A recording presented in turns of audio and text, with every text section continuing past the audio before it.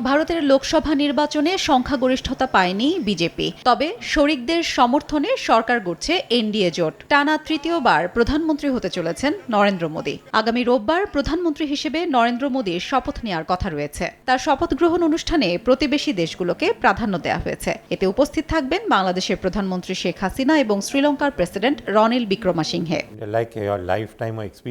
এছাড়া আরও প্রতিবেশী দেশের রাষ্ট্রনেতাদের আমন্ত্রণ জানানোর প্রক্রিয়া চলছে। ভুটান, নেপাল ও মালদ্বীপের প্রধানমন্ত্রীদেরও আমন্ত্রণ জানানো হয়েছে বলে জানিয়েছে ভারতীয় গণমাধ্যম।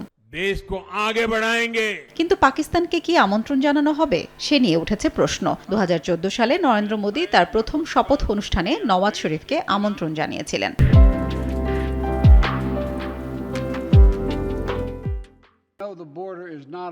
এদিকে টানা তৃতীয়বারের মতো প্রধানমন্ত্রী হিসেবে শপথ নিতে যাওয়া নরেন্দ্র মোদীকে শুভেচ্ছা জানিয়েছেন মার্কিন প্রেসিডেন্ট জো বাইডেন এবং রাশিয়ার প্রেসিডেন্ট ভ্লাদিমির পুতিন। মোদীকে অভিনন্দন জানিয়েছেন ইসরায়েলের প্রধানমন্ত্রী বিনিয়ামিন নেতানিয়াহু। টানা তৃতীয়বার ক্ষমতায় আসায় ভারত ইসরায়েলের বন্ধুত্ব আরও জোরদার হবে বলেও প্রত্যাশা তার। হাফসাতুন্নেসা, সময় সংবাদ।